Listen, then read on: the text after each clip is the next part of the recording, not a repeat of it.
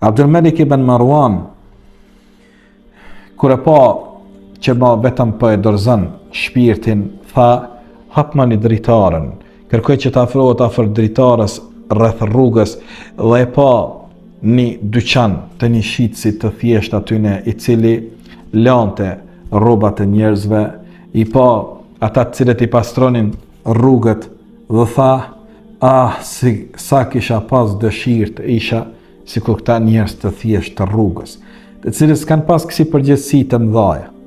E ka pas përgjegjësinë e namazit vetë, familjes vetë, po s'ka dhënë përgjegjësi për umetin, për muslimanët e tjerë. Prandaj thot Muhamedi alayhis salam, zgjidhni për udhëhec tuaj njerëzit të cilët nuk dojnë me qenë udhëhec tuaj, se e din frigën e përgjegjësisë, dhe mos i zgjidhni për udhëhec tuaj ata të cilët e kërkojnë udhëhecinë. Për shka njëri lyp me qenë udhëhec i tjerë? Në zgjidhni mu të ndëruar vlezër e bashkëmës të mije, bla bla bla, muhabetet të tjera. Unë jam i sinqerti, unë jam i drejti, ata po vjedhin, ata janë kështu, nëse mu në zgjidhni, e sheni mase që ju bëju ne. Ma zisa i pari, kom jo bo. Ai që e lyp përgjegjësinë e liderit, ajo është diçka, ose është ka e kërkon për shkak prestigjit, që ti thua që është kryetar ose është lider, ose është ka e kërkon shumicën e rasteve për shkak hajnisë. Për arsye se e ka pa që është mjet shumë i fuqishëm për mu pasuru në mënyrë të shpejtë, sikur tash jemi të pa nëpërmjet tenderimeve të ndyshimta dhe gjanave të tjera të ngjashme. Disa muslimani i sinqert që i ka të ndalu me dallaveret, ai nuk pranon me marrë përgjegjësinë edhe të tjerëve mbi supet e veta.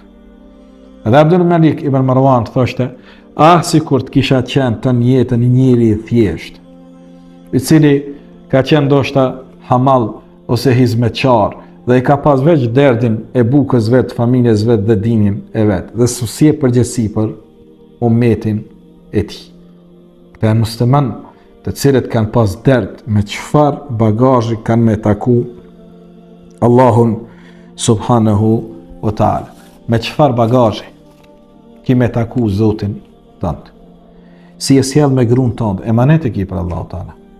Si e sjell me prindërit, si e sjell me vllazën, motrat, si e sjell me shoqërinë tënde, si e sjell me punëtorët e tu, si e sjell me shefat, punëdhënësit e tu, si e sjell me njerëzit përgjithësi në rrugë, musliman qofshin apo jo musliman.